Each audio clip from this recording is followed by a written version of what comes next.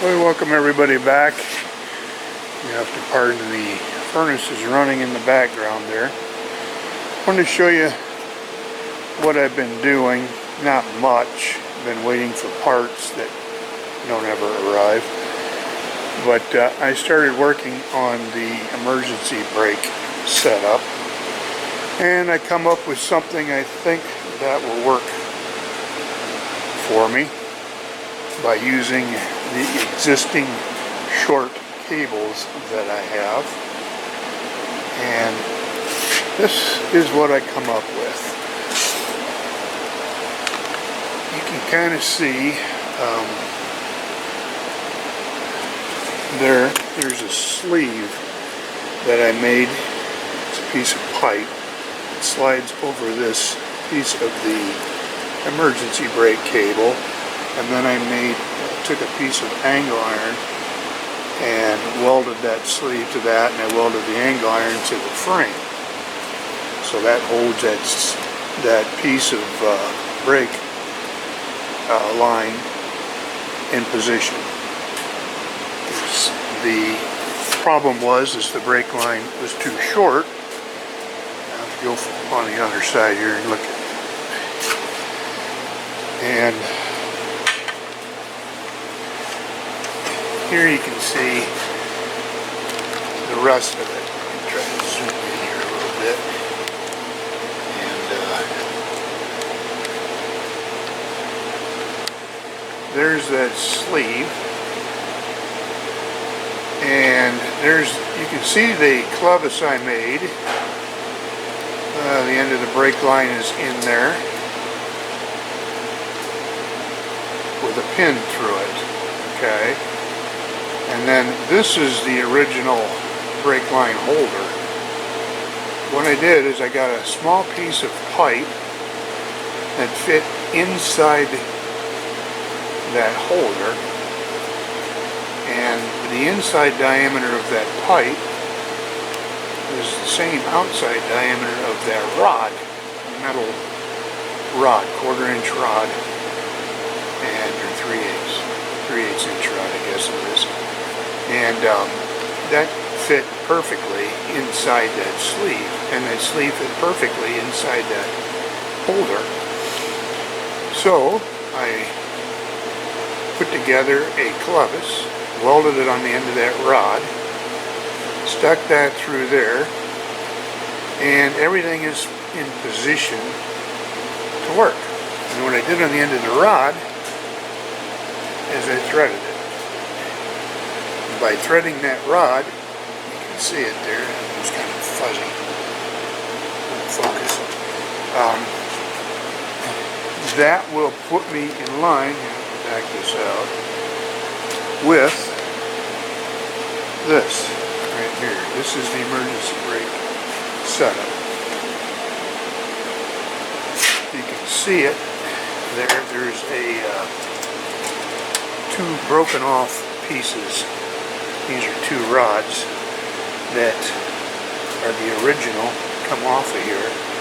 And these rods go exactly in line with that rod there. So what I am going to do is I've got one on each side. I have not got this side finished yet. I'll show you what that rod looks like, because I haven't put a clevis on it yet. But it's just a rod, and there is the pipe that I put inside that fitting. And just slide that in there like that. It's a nice tight fit. And I put some Never Sees grease on the rod. And then on the outside of the cable is this sleeve. And I've drilled it and put a set screw in it. I've got the set screw tight right now where I would show you. There's like a little indentation in this brake line. And so you slide that sleeve over that indentation, put your set screw in there, and that keeps that from wanting to slide back and forth. And so that'll hold that in place. So then I just, like I said, put a piece of angle iron on this, weld it to the bottom of the frame, and it holds it in place. So that will take care of my emergency brake situation. And then I will show you what I'm going to put on the end of those rods. Over here, I did it. I should have had this set up prior to me turning the camera on. I can find it. I'm looking and I'm looking and I can't find it. And let me look back here. Maybe I just took it back here. But this will give me some adjustment. Here it is. One of these turnbuckles. Okay, what I'm going to do is I'm going to cut this hook off, and then I'm going to weld another rod onto the end of this, because this is a left-handed thread. I was able to put a right-handed thread on that rod that I put in the that's already installed there. So this will take and screw onto the end of the shaft, like so, and then I have adjustment. I will be able to adjust the brakes, the emergency brake, by, they said cut that off, and then that rod will go up to here, and this will weld onto the end of this stub, and then all I've got to do is turn that turnbuckle, and that will take slack out of your brake cable. So it should work pretty good, I'm thinking, I'm hoping. The only issue might be the exhaust, but I want to put all this together before I run the exhaust. But yeah, it does work. You know, you just pull on it, and let's see if I can do it here. I got this truck on these rollers and it wants to move, but I can't seem it. There we go.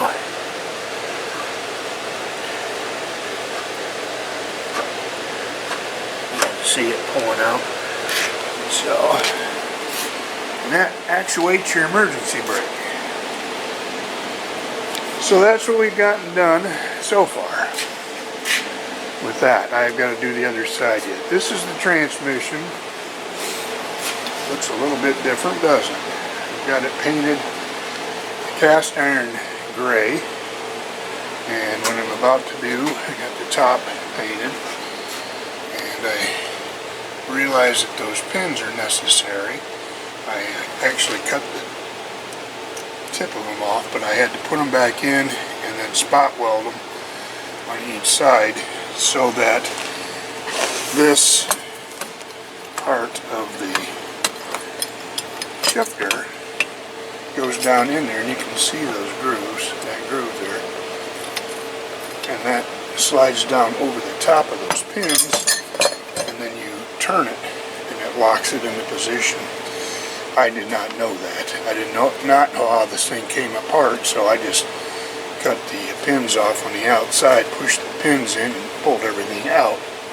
Well, if I'd known that, I would have left it alone, but I didn't. So, but anyway, I've got one of the bearings came in. It's taken, I think 8.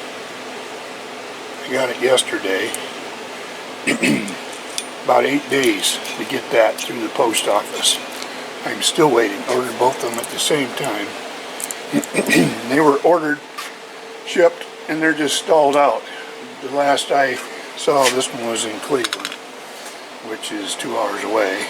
For that was last weekend, which was 3 days ago. Yeah, the post office is bogged down so badly they cannot